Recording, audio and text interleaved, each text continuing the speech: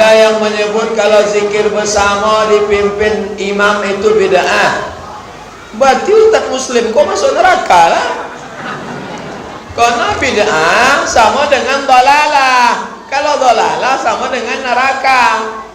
Kalau awak kata orang sahabi awak Ustaz Muslim pelaku bid'ah, itu sama dengan Ustaz Muslim dalalah. Itu sama artinya Ustaz Muslim masuk neraka. Maka jangan main-main menyabik bid'ah. Bid'ah kok kalau mau disabik orang penyakit bukan bid'ah, orang berbohongi. Ustaz Muslimnya pemaaf. Sunnah itu tidak hanya perbuatan Nabi, tapi ucapan Nabi.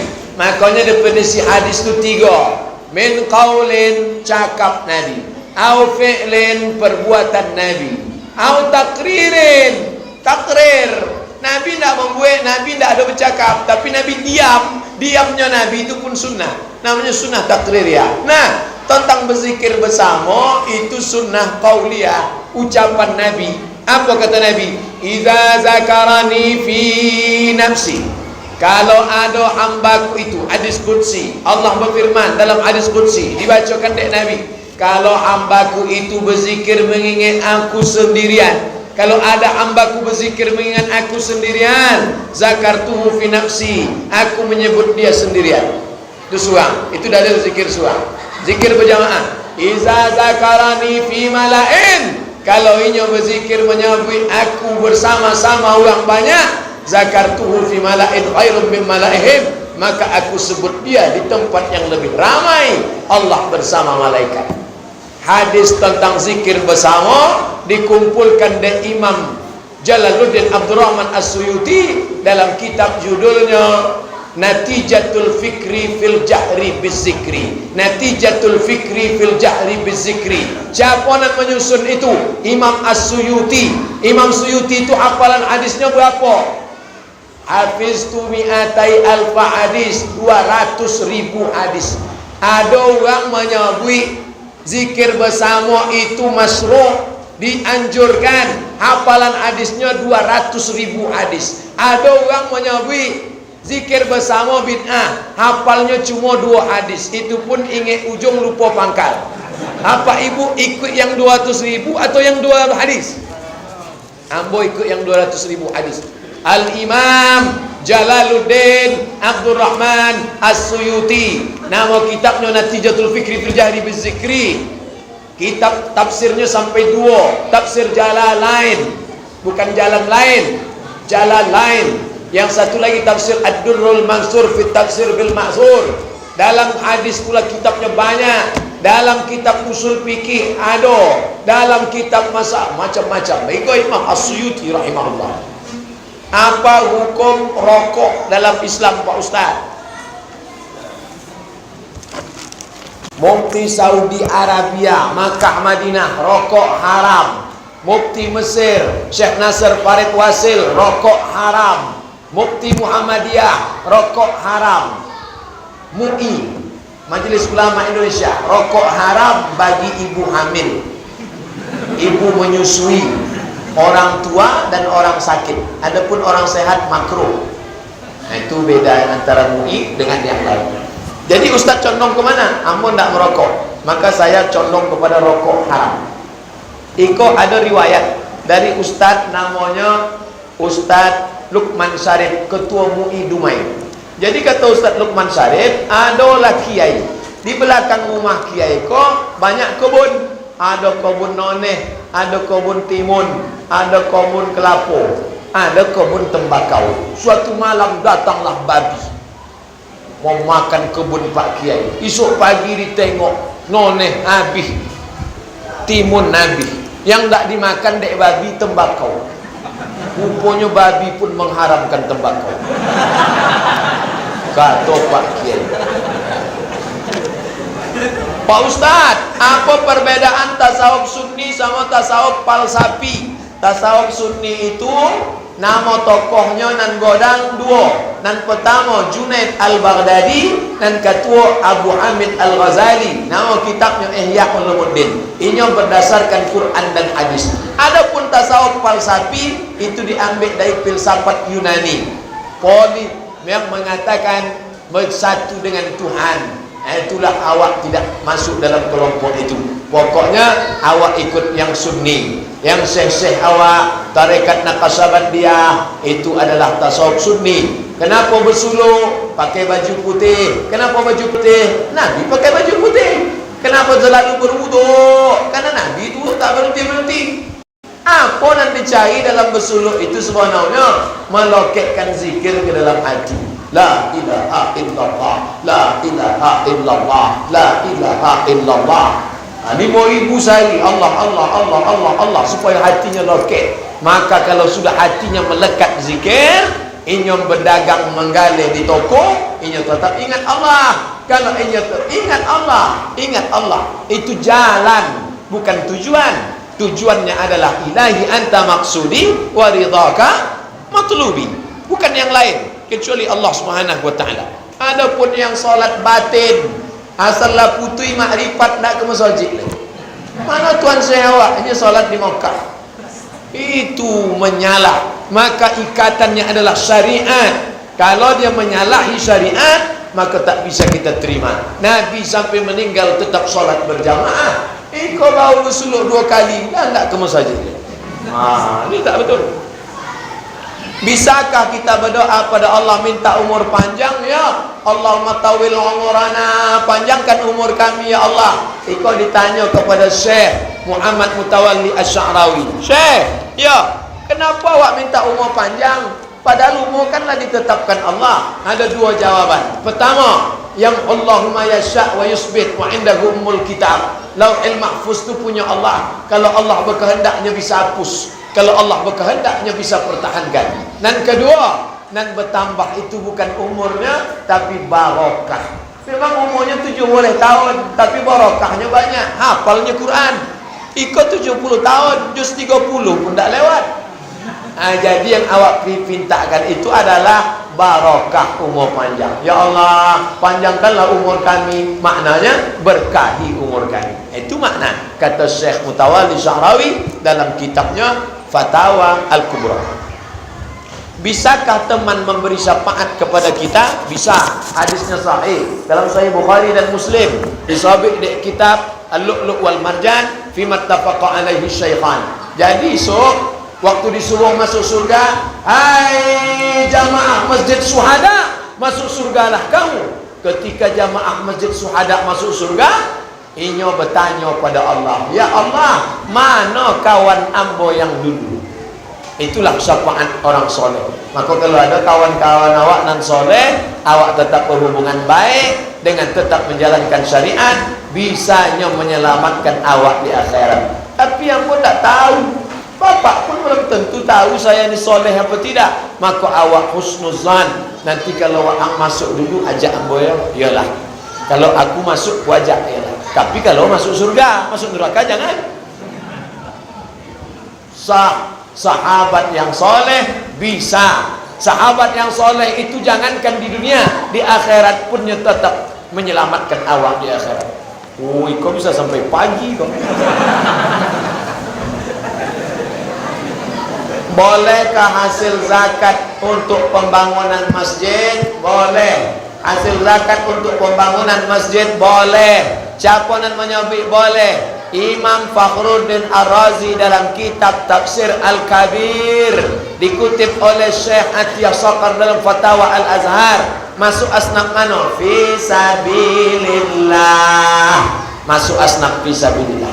Pak Ustaz, saya pernah mendengar penyampaian seorang ustaz yang mengatakan bahwa hewan itu akan masuk neraka. Apakah halal hasil penjualan ular? Semua hewan, semua binatang nanti akan ditunjuk Allah. Kunu turaban, maka semua binatang berubah menjadi tanah. Waktu semua binatang berubah menjadi tanah, maka apa kata orang kafir dalam surat An-Naba juz 30 surat pertama? Ya laitani kuntu, andai aku jadi tanah, andai aku jadi binatang, pasti aku jadi tanah. Tapi dia jadi manusia, maka awak hanya tompek 2. Kalau ke surga, neraka. Ular akan jadi tanah. Bolehkah menjual ular? Jual, masih ada belut ikan, jual ikan aja. Haram. Naha Rasulullah, ada 3 yang dilarang dari Rasulullah. Yang pertama, samanil kalbi, jual anjing. Dan kedua, mahrul baghi, hasil PSK, WTS. Dan ketiga, hulwanul kawin, duit hasil dari dukun. Haram. Makanan 3 kau dipakai kias. Ular dikiaskan ke situ, maka haram. Binatang yang haram, haram menjual. Dalilnya kias. Apa hukum meminjam uang di bank? Riba. Dek apa? Bertambah, bertumbuh, berkembang. Pinjam 10 juta, bayar 10 juta. Riba. Batalkah wudu kita jika bersentuh dengan yang tidak mahram? Mazhab Hanafi tidak batal. Mazhab Syafi'i batal. Mazhab Maliki bersahwat batal. Tak bersahwat tak batal. Hamba ulang balik. Mazhab Hanafi tak batal. Mazhab Maliki bersahwat batal. Tak bersahwat tak batal. Mazhab Syafi'i bersahwat tak bersahwat batal. Ustaz pilih mana? Ambo pakai mazhab Syafi'i, lebih selamat. Karena awak tak tahu tak bersahwat tak hendak.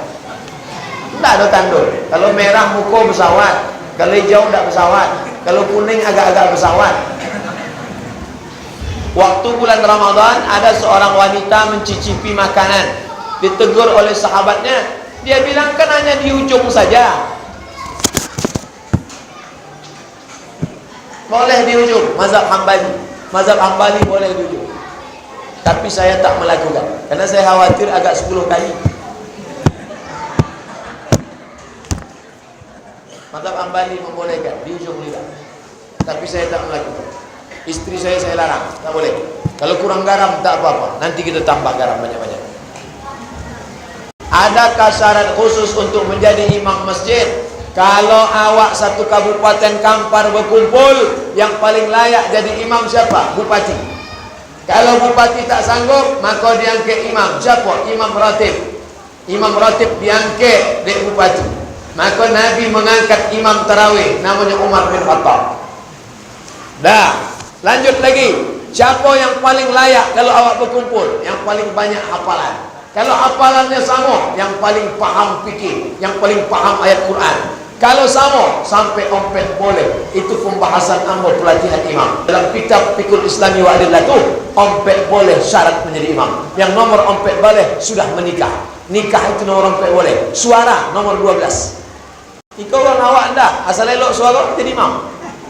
Suara nomor 12, nikah nomor 14. Syarat. Tapi yang paling bagus hafalan. Iko hafalannya 30 juz dan iko juz 30, hanya 30 juz. Apa hukum solat sunat qabliyah maghrib? Apakah ada hadis yang menyuruh? Pertama, ma baina kulli azanaini shalah. Antara azan dan iqamat ada solat. Antara azan dan iqamat ada solat. Maghrib itu ada enggak azan iqamatnya? Ada, maka qabliyah maghrib ada. Dalil kedua, ma min mafruḍatin, setiap salat fardu pasti didahului 2 rakaat. Salat maghrib itu salat fardu apa salat sunat? Salat fardu, maka didahului 2 rakaat. Hadis ketiga, Nabi keluar dari rumah, ia menengok sahabat sedang salat mengarah ke Ustuanah. Ustuanah itu tiang dalam Masjid Nabawi, dalam raudhah. Maka Nabi diam. Itu dalil ada qabliyah maghrib. Adapun masjid yang ragu membuat qabliyah maghrib, inyo khawatir dek banyak orang membuat qabliyah, maka habis waktu maghrib. Maka jalan tengah, jalan keluar, buat stiker 5 menit setelah azan maghrib langsung iqamat. Siapa yang terlambat salah sendiri. Karena ada masjid di Pekanbaru, amba tanya, ngapa nak dibuat qabliyah maghrib? Beko kalau awak buat qabliyah maghrib lama waktu habis Pak Ustaz. Akan iqamat tak jadi iqamat. Dek apa nan terlambat ko tak lo tanggung-tanggung. Pak RT, Pak RW, Pak Ketua Masjid terlambat. Bagaimana dengan orang yang paham agama, paham hukum solat berjamaah, namun dia tak mau melakukannya? Kabura maqtan indallah. Ikolah orang yang paling kuat laknat Allah. Orang yang berilmu, tamat pesantren, sarjana agama, tapi tak ke masjid, ikolah orang yang paling kuat laknat. Kabura maqtan indallah, yang paling dilaknat Allah Subhanahu wa taala. Jadi laknat itu bukan bentuk cacat. Orang cacat dilaknat, enggak. Bisa jadi orang cacat dinaikkan Allah derajat tinggi. Laknat adalah orang berilmu tak beramal. Bolehkah kita menganjurkan mengasih tahu pada orang kalau hendak hanya ingin beria-ria, tak usah solat di masjid? Orang yang solat ke masjid, kalau kita ejek dia jangan riak, nanti dia solat di rumah. Saya tak mau ke masjid, kenapa? Kalau ke masjid saya riak. Datang ke masjid, jaga diri, jangan sampai riak. Langkah kaki dari rumah, bismillahirrahmanirrahim, Allah, la haula wa la quwata illa billah. Berangkat ke masjid. Kau tak pernah ke masjid. Kenapa tak ke masjid? Takut saya riak, Pak Ustaz. Tarkul amal li ajli nas, riak. Tak jadi ke masjid kerana takut dipuji, riak. Wal amal li ajlihim syirik. Beramal supaya ingin dipuji, syirik. Beramal ingin dipuji, syirik. Tak jadi beramal takut dipuji, riak. Semua salah. Jadi yang betul, berangkat ke masjid, luruskan niat lillah ta'ala. Adakah perbedaan cara wuduk dalam ajaran Islam? Wuduk sodonya sama, hanya pada mengusap kepala. Mazhab Syafi'i sikit dulu. Mazhab Hanafi seperompek kepala. Mazhab Maliki semua kepala basah. Itu aja beda. Mazhab Hanafi paling bebas. Dari atas jembatan masuk ke dalam sah. Walaupun kaki dulu. Karena ayat itu bukan untuk tartib. Dalam Hanafi tidak ada tartib wudu. Kalau Syafi'i ada. Iza qumtum ila salati faghsilu wujuhakum. Muka dulu. Wa aydiyakum ilal marafiq. Kalau Hanafi tidak. Hilang hadas. Jangan kan hadas ni. Uang tu hilang sekali. Siapa saja yang berhak menerima zakat fitrah dalam hukum Islam, maka pembagian zakat fitrah asnafnya sama macam zakat mal. Itulah hamba tulis, buka tulisan nama di internet www.somatmorocco.blogspot.com. Itu ditanya dek dosen UIN potang, tahun potang, Pak Ustaz, bolehkah zakat fitrah dibagikan macam zakat mal? Boleh.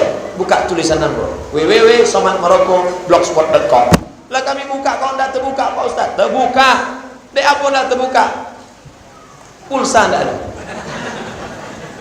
Nyawa orang meninggal di mana ditempatkan Pak Ustaz?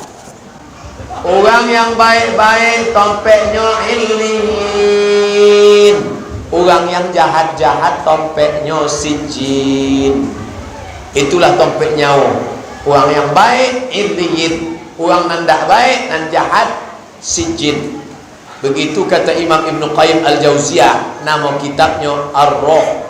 Sudah diterjemah bahasa Indonesia, R-O-H, roh. Bagaimana cara mendidik anak agar dapat menghafal dengan baik, benar, sedangkan orang tuanya tak pandai membaca Quran? Masukkan ke MDA, masukkan ke TPQ, masukkan ke SDIT, SMPIT, SMAIT. Kalau awak jahil agama, jangan sampai anak awak jahil bin bahlul. Sadar diri, tahu diuntung. Ambo ndak bisa mendidik anak ambo, maka ambo carikan sekolah. Pak Ustaz, ikut anak ambo, tolong didik agama. Di rumah awak tanya ulang, kaji balik. Pak Ustaz, apa hukum zakat mal? Wajib. Bagaimana dengan orang yang mampu namun tak mau untuk bayar zakat? Itulah yang awak kaji sampai sejam tadi. Bagaimana hukum tentang imam yang tak tepat bacaannya? Kalau sampai mengubah arti, solatnya batal. Kalau tidak mengubah arti, sekedar tidak afdal, maka jangan angkat imam yang bacaan tak betul. Maka imam nan elok suara, elok makharijul huruf, topek matnya, Fatihah, la salata, tidak sah salat liman lam yaqra bi Fatihatil kitab. Siapa nan Fatihahnya tidak tepat, tak sah salat. Maka elok-elok fit and proper test. Sedang anggota DPR aja ada fit and proper test, apa lagi jo? Calon bupati Kampar fit and proper test, padahal memimpin dunia. Ikut memimpin masalah ibadah akhirat. Kenapa tidak ada fit and proper test?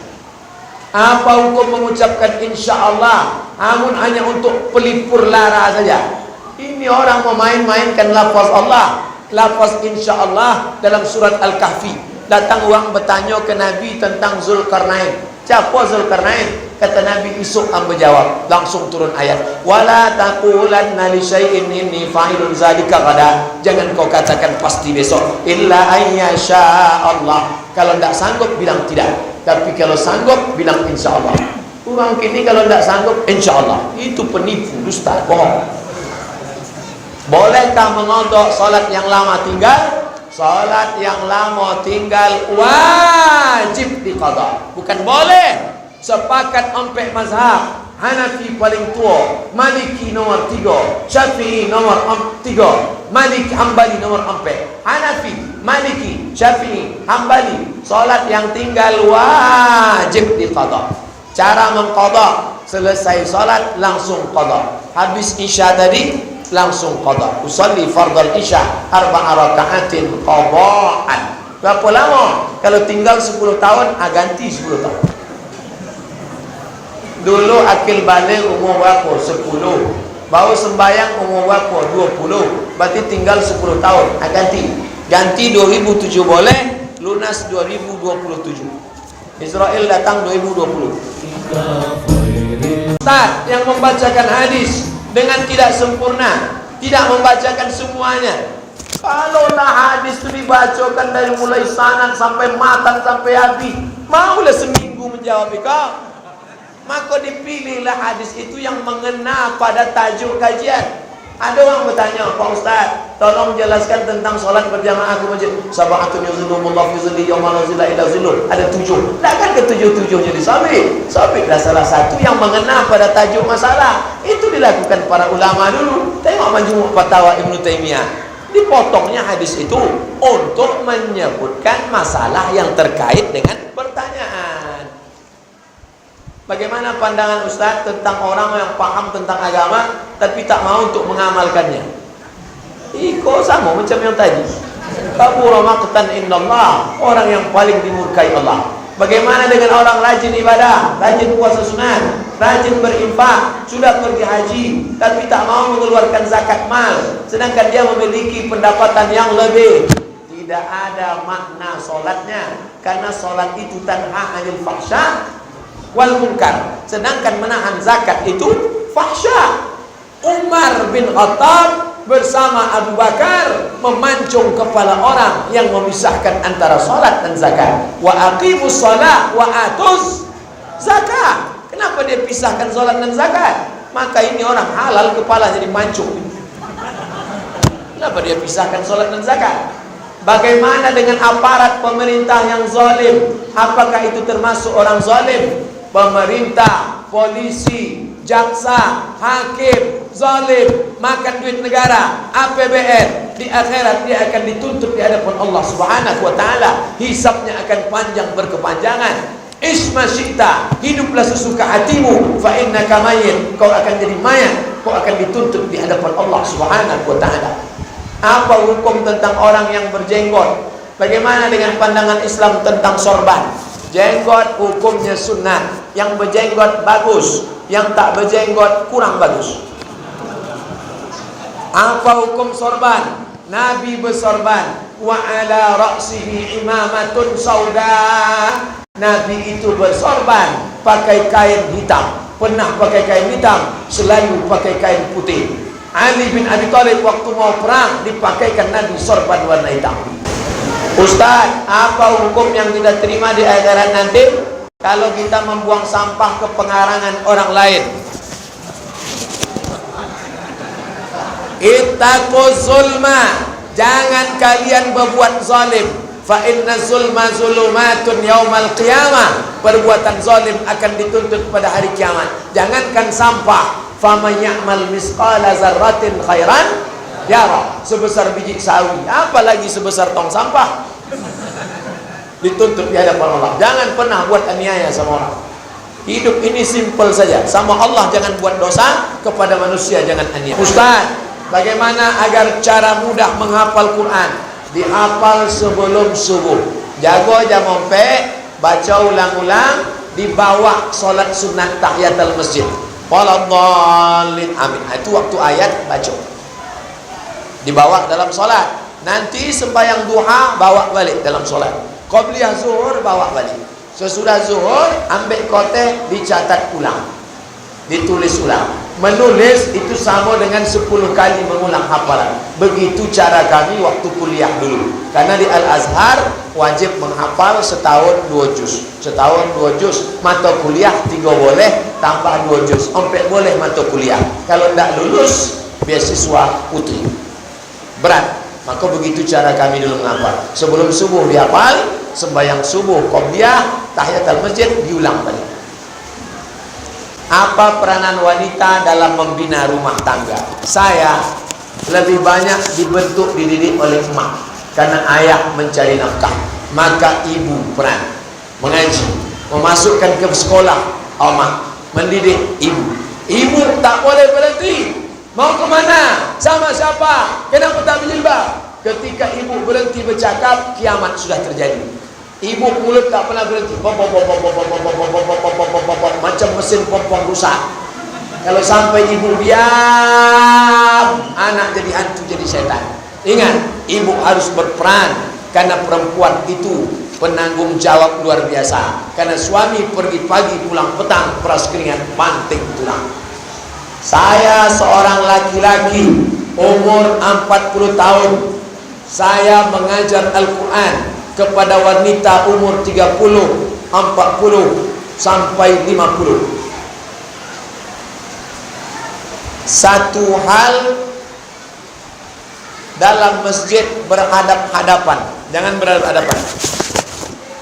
Jangan berhadap-hadapan, buat jarak agak jauh sedikit, menimbulkan fitnah. Pertama, jangan berhadap-hadapan berdekat sehingga membangkitkan nafsu syahwat. Yang kedua, jangan berdua-dua, ada orang lain. Mata tundukkan, ghuddu absarakum, tundukkan pandang. Walaupun mengajar, letakkan lidah di atas, nampak pula lidahnya, bangkit syahwat. Hindari fitnah. Hindari fitnah. Tapi mengaji tetap terus. Khairukum, orang yang paling baik, man ta'allamal Qur'an, yang mengajarkan Al-Quran, wa 'allamahu, yang paling baik di antara awak ika, bukan yang paling kaya. Yang paling baik siapa? Yang mengajarkan Al-Quran. Tetap bapak mengajar. Saya seorang imam senior di kalangan jamaah saya, tapi sholat fardu di rumah seperti zuhur dan asar. Sedangkan jarak rumah saya dari masjid 150 meter. Nabi diminta izin. Yang minta izin itu namanya Abdullah bin Ummi Maktum. Ya Rasulullah, ya, ana rajulun dharir, saya buta, tak bisa menengok jalan. Apa kata Nabi? Hal sami'tan nida, apakah kau dengar suara azan? Fa'ajib, engkau wajib datang. Maka kalau dia tidak sakit, tidak ada uzur syar'i, tetap datang ke masjid. Tidak hanya imam, semua laki-laki ke masjid. Laki-laki sholat di masjid. Apa kata Nabi? La yantayanna, mereka yang sholat di rumah jangan ulang. Jangan ulang sholat di rumah. Siapa yang sholat di rumah, la u'arriqanna alaihim buyutahum, akan kubakar rumahnya, kata Nabi. Kalau hidup Nabi ini bertambah titik api di Provinsi Riau. Saking banyak rumah dibakar karena tak sholat berjamaah. Maka laki-laki sholat berjamaah. Siapa laki-laki yang tak mau sholat berjamaah, operasi plastik macam Dorce, sholat di rumah jadi bencong, na'udzubillah.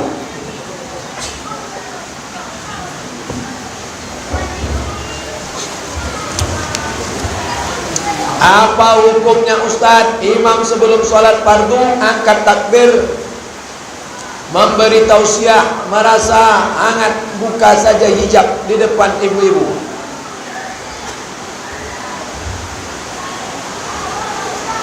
Angkat takbir, memberi tausiah, jika merasa hangat, buka saja hijab di depan ibu-ibu. Ini masalah peringatan. Luruskan shaf, boleh dia menyuruh luruskan. Luruskan shaf. Kalau merasa panas, buka hijab. Betul, guna hijab ini supaya laki-laki jangan memandang perempuan. Mana tahu ada anak lajang, dia tengok wajah perempuan. Tapi dia sebelum angkat takbiratul ihram, dia mesti lurus. Luruskan shaf, matikan HP. Bagus. Luruskan shaf. Kunci sepeda motor. Saya baru balik dari Jakarta Jumat kemarin khutbah. Luruskan shaf. Semua tas letakkan di muka. Di sini banyak maling. Jakarta gini. Luruskan shaf. Tas jangan di belakang. Banyak maling, pencuri, kata imam. Jumat kemarin aku balik dari Jakarta. Boleh. Dia ngasih tahu jamaah. Asal jangan dia bilang, luruskan shaf, siapa yang kepanasan, buka aja baju. Ustaz, saya seorang imam sholat Jumat, tapi saya subuh sholat di rumah, kira-kira jam 6 pagi, secara istiqomah. Mana ada sholat subuh di rumah? Aduh, ini kenapa ini sholat di rumah banyak? Balik sholat ke masjid, balik ke masjid. Bagaimana cara menghilangkan sifat sombong yang ada pada diri kita, Pak Ustaz? Orang yang punya sifat sombong itu ada iblis dalam dirinya. Karena kata Nabi, la yadkhulul jannah, tak masuk surga. Man kana fi qalbihi, siapa yang dalam hatinya misqal habatin min khardalin min kibrin, ada sombong sebesar biji sawi. Gimana cara menghilangkan sombong? Ada orang sakit, tengok tuh orang sakit. Orang sakit tak ada guna harta, tak ada guna duit, tak ada guna, semua sakit. Tengok orang mati mana angkuhnya, mana kejabatannya, mana kekuasaannya, hilang. Dengan itu insya Allah hilang angkuh sombong. Kalau sudah nengok orang mati tetap juga sombong, ini orang sudah kena penyakit. Khatamallahu ala qulubihim wa ala sam'ihim wa ala absarihim ghishawah. Bagaimana kita menyikapi orang yang sombong? Orang yang sombong itu kata Imam Syafi'i, balas dia dengan sombong. At-takabbur lil mutakabbir shadaqah. Sombong kepada orang yang sombong sedekah. Saya kalau ada orang sombong, saya balas sombong balik. Itu sedekah untuk dia.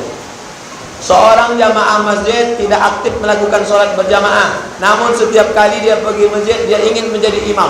Ini mesti dikudeta. Tak betul ini orang. Di masjid kami ada seorang imam yang tak menjaga hubungan baik dengan sanak saudara, bahkan kadang sering bertengkar. La yadkhulul jannata qati'ur rahim. Tak masuk surga orang yang memutus tali silaturahim.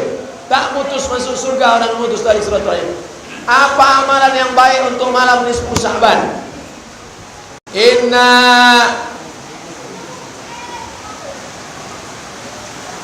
Malam nisfu Sya'ban, Allah bukakan pintu ampunan kepada seluruh orang yang berdoa malam nisfu Sya'ban. Yang tak dapat ampunan cuma dua. Pertama musyrik, yang kedua musyahid, orang yang belum berdamai. Pertama musyrik, yang kedua musyahid, orang yang belum berdamai. Amalannya bebas, mau baca Quran, mau berzikir, mau tahajud, terserah, amalan bebas. Adakah sholat nisfu Sya'ban? Sebab di masjid kami sering dilakukan sholat nisfu Sya'ban pada malam nisfu Sya'ban. Itu amalan tabi'in. Sudah saya tulis di buku saya 37 masalah populer. Siapa yang punya buku itu bisa difotokopi. Ustaz Muslim punya, fotokopi punya beliau. Amalan tabi'in.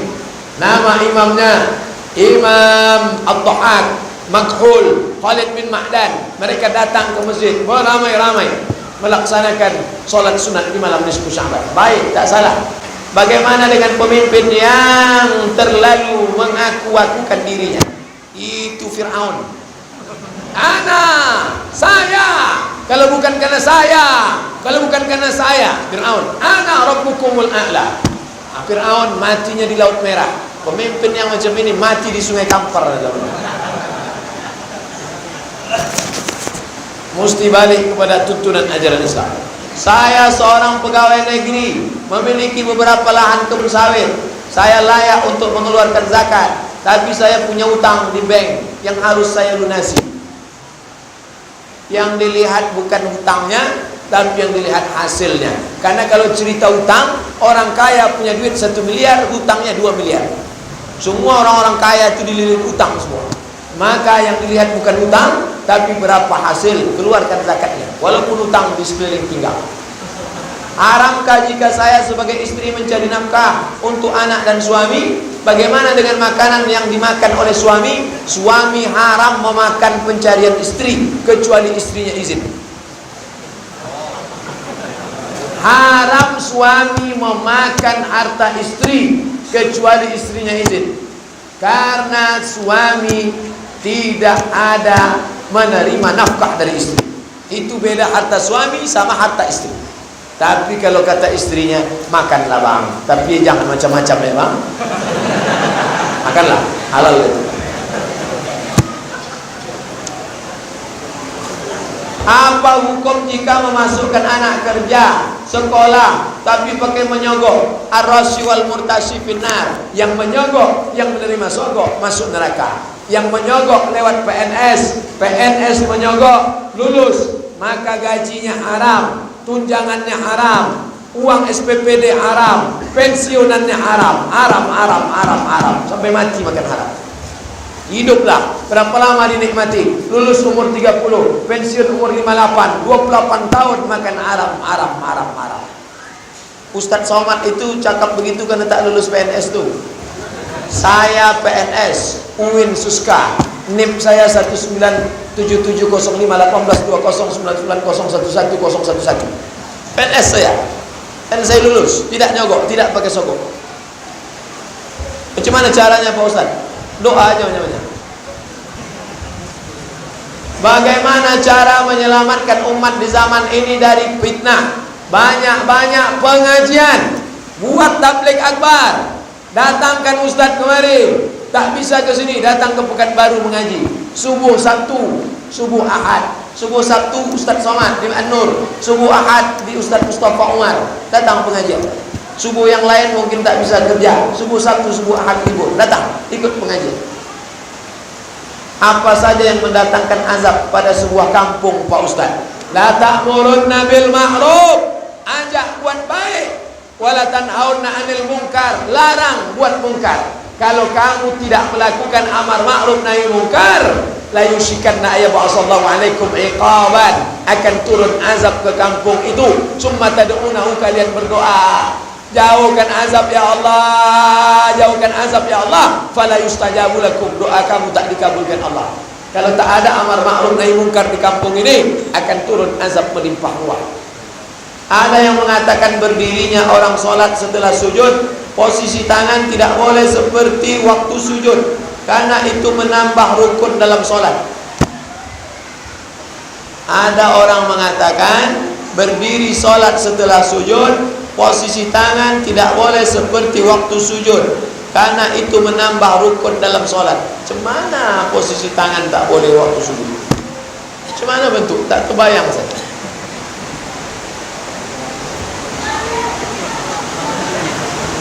Tak ada menambah. Dia tidak menambah gerakan, dia tidak menambah rukun sujud. Bangkit dari sujud, bangkit tegak langsung. Allahu Akbar. Di masjid kami banyak menolak jika diminta untuk menjadi pengurus masjid, karena banyak yang sikut menyikut, saling tanduk menanduk. Berarti tak dipotong waktu kurban kemarin.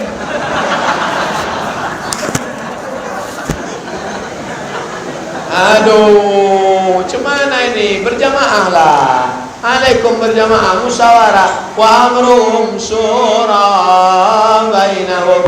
Ini masjid ini udah cantik. Zaman dulu orang buat masjid dari kayu. Cobalah tengok bagaimana pembangunan masjid Jami air tiris. Itu jika nenek moyang orang Kabupaten Kampar pejuang. Itu masjid itu menunjukkan bagaimana nenek moyang orang Kampar ini dulu bersatu membangun masjid. Tiang-tiang, saya ceramah di sana diundang. Tengoklah Pak Ustaz, tiang-tiang dan godang tak pakai. Ini nenek moyang kami semua membangun. Itu menjadi aset cagar budaya nasional. Orang se-Indonesia ini tahu. Saya ceramah di Kuala Lumpur, Malaysia. Datang bapak-bapak, Pak Ustaz dekat dari masjid yang tidak pakai paku itu. Tahu. Orang Kuala Lumpur tahu masjid tak berpaku. Itu dibangun nenek moyang orang Kabupaten Kampar. Ini menunjukkan mereka dulu orang yang bersatu membangun masjid. Kenapa sekarang sudah zaman maju kita malah berkelahi di masjid? Aduh, kalau tahu begini saya tak datang tadi pengajian. Saya sudah lama tidak sholat dan pergi ke masjid. Sekarang sudah berumur, tapi setelah mendengar ceramah-ceramah Ustaz, hati saya tergugah untuk ke masjid. Alhamdulillah, saya ingin belajar, tapi malu. Pasti banyak yang mengejek. Bagaimana caranya Pak Ustaz agar hati saya kuat untuk mulai? Setiap nampak orang mengejek, hitung satu pahala. ngejek satu pahala, ngejek satu pahala. Kalau ada yang belum ngejek, kenapa tak ngejek? Ngejek. Gitu caranya.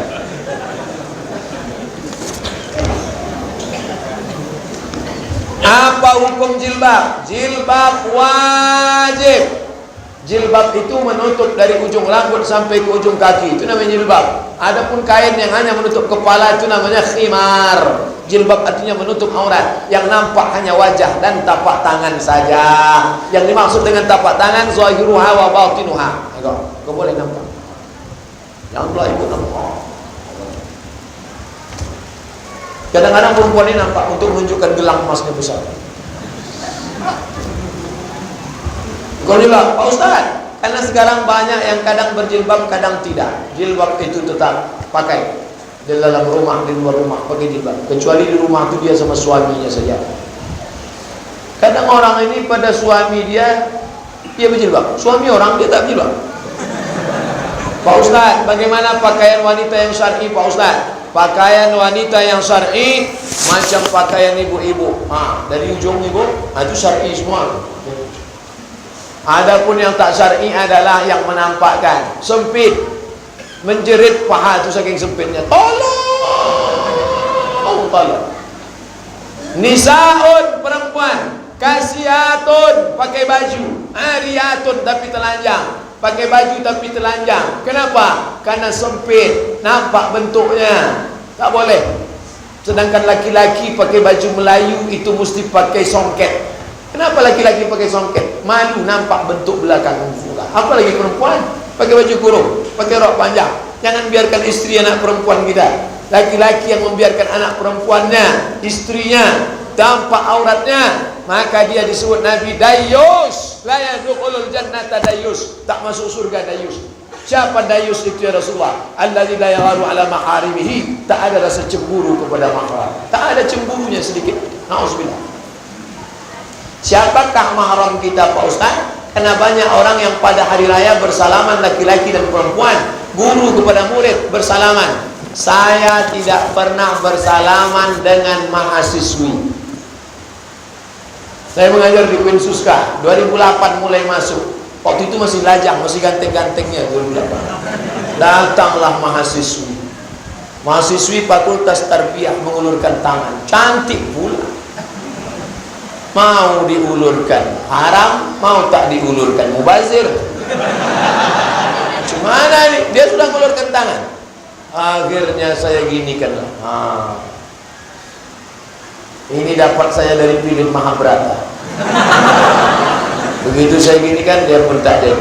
Sampai hari ini saya mengajar dari 2008, saya tak pernah menyalami mahasiswa.